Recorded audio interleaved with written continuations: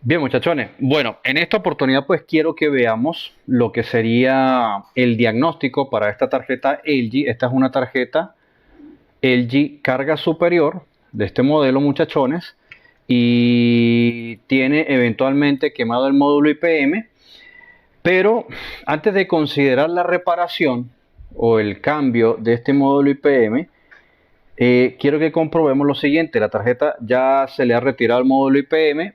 He montado un módulo IPM nuevo para comprobar, pero efectivamente la tarjeta no tiene reparación por lo siguiente.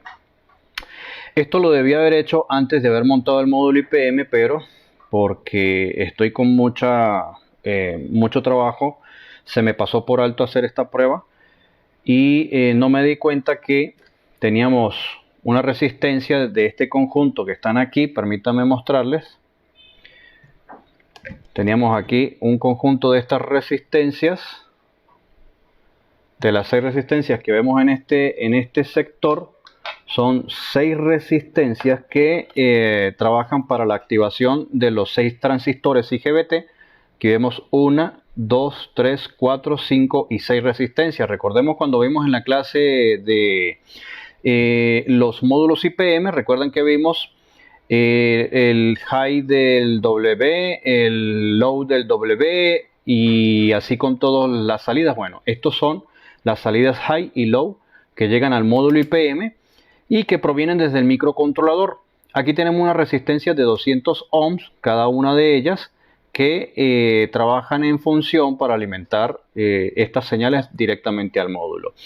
Cuando este módulo IPM se nos quema o se nos revienta, la mayoría de las veces estas resistencias, alguna o 3 de las resistencias terminan quemándose. Así que lo primero que hay que es evaluar, valorizar si tenemos estas resistencias en perfectas condiciones. Es decir, deberíamos de probarlas para saber que las resistencias están buenas. Si las resistencias están buenas, bueno chicos, podríamos dar por sentado que no ha sufrido daño alguno el microcontrolador.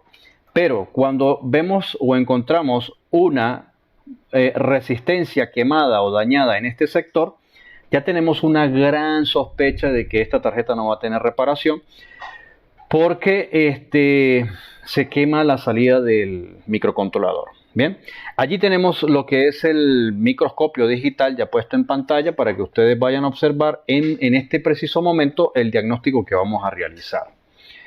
Lo que vamos a hacer es poner en marcha la tarjeta, la vamos a energizar para comprobar si efectivamente nuestro microcontrolador está enviando el tren de pulsos para las 6 salidas del módulo IPM.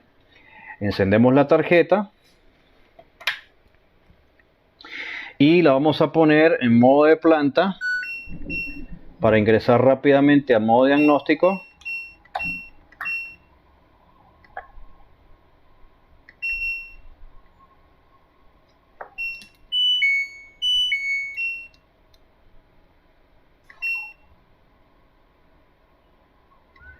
Muy bien.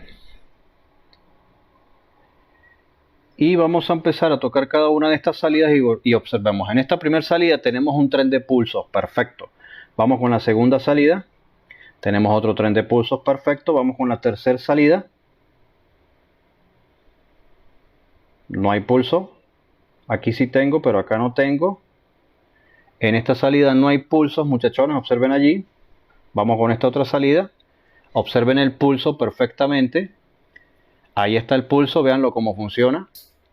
Este es el tren de pulso que envía el microcontrolador para el módulo IPM. Vamos con la otra salida. Allí vemos nuevamente el pulso y con la última salida ya no lo vemos porque se nos ha bloqueado la tarjeta. Así que vamos a iniciar nuevamente el procedimiento. Ok, nuevamente. Ahí está el tren y con la última salida, ahí está el tren de pulsos. Quiere decir, muchachones, que fíjense, todas las salidas están funcionando, todas las salidas tienen su tren de pulso a excepción de esta. Esta no tiene el tren de pulso. Esta sí tiene el tren de pulso. Esta sí tiene el tren de pulso. Todas tienen su tren de pulso a excepción de esta. A excepción de esta salida. Bueno, muchachones, esto es lo que yo quería mostrarles a todos y cada uno de ustedes, que es importantísimo que nosotros, antes de evaluar el diagnóstico o la reparación de una tarjeta electrónica, si es considerable la solución, tendríamos que evaluar si efectivamente tenemos nuestros trenes de pulsos de cada una de las salidas. No olvidemos que tenemos 6 salidas para los pulsos de los transistores IGBT.